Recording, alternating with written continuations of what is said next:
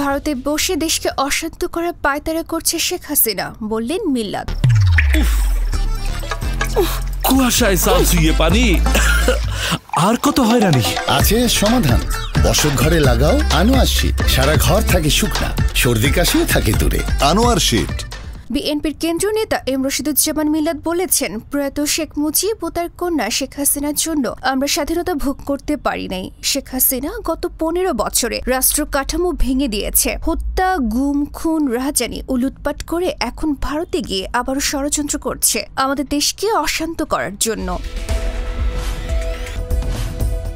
বৈষম্য বিরোধী ছাত্র আন্দোলনে জামালপুর জেলায় নিহতদের পরিবারকে নগদ অর্থ প্রদান করার সময় এসব কথা বলেন তিনি আরও বলেন, প্রত্যেকটা দোষরকে খুঁজে খুঁজে জেলে ভরতে হবে। আমাদের উপর 17 বছরে যে অত্যাচার হয়েছে সে অত্যাচারের বিচার না হওয়া পর্যন্ত আওয়ামী লীগের রাজনীতি করার কোনো অধিকার নাই। এই সরকারের আইনজীবী আছেন, তাদেরকে বলতে চাই তারা যাতে, যারা জেলে রয়েছে তারা যাতে বেরোতে না পারে।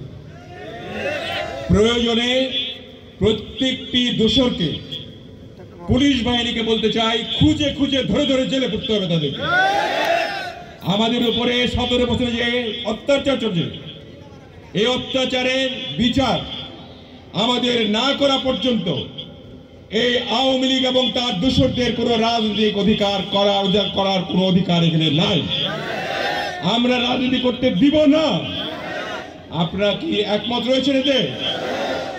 আমাদের ভারপ্রাপ্ত চেয়ারম্যান বলেছেন, যদি আমরা ক্ষমতায় আসি তাদের নামে সরকারি প্রতিষ্ঠান অথবা রাস্তাঘাটগুলি তাদের নামে নির্মাণ হবে। তাদেরকে আমরা স্মরণ রাখবো ইনশাআল্লাহ।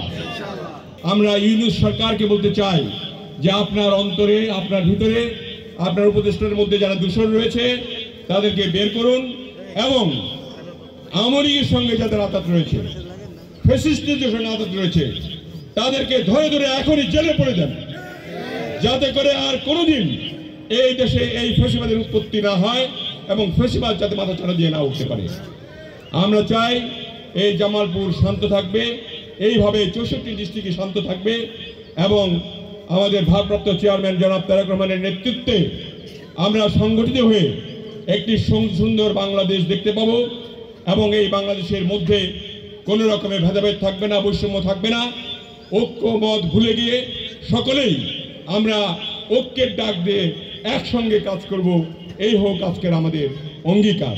17 ডিসেম্বর বিকেলে শহরের ফুলবাড়িয়া ঈদগাহ মাঠে এ অনুষ্ঠানের আয়োজন করে আমরা বিএনপি পরিবার নামে একটি সংগঠন। এতে বিশেষ অতিথির বক্তব্য রাখেন আমরা বিএনপি পরিবারের আহ্বায়ক আতিকুর রহমান রুমন, উপদেষ্টা ইঞ্জিনিয়ার আশরাফ উদ্দিন বকুল, বিএনপি জাতীয় নির্বাহী কমিটির সহ সাংগঠনিক সম্পাদক ওয়ারিস আলী মামুন, জলবায়ু বিষয়ক সহ সম্পাদক মুস্তাফিজুর রহমান বাবুল, সদস্য সুলতান মাহমুদ বাবু এবং জেলা বিএনপির সভাপতি ফরিদুল কবির তালুকদার শামীম সহ আরও অনেকে। অনুষ্ঠানে ছাত্র আন্দোলনে নিহত 17 জনের পরিবারের মাঝে আর্থিক সহায়তা প্রদান করা হয়।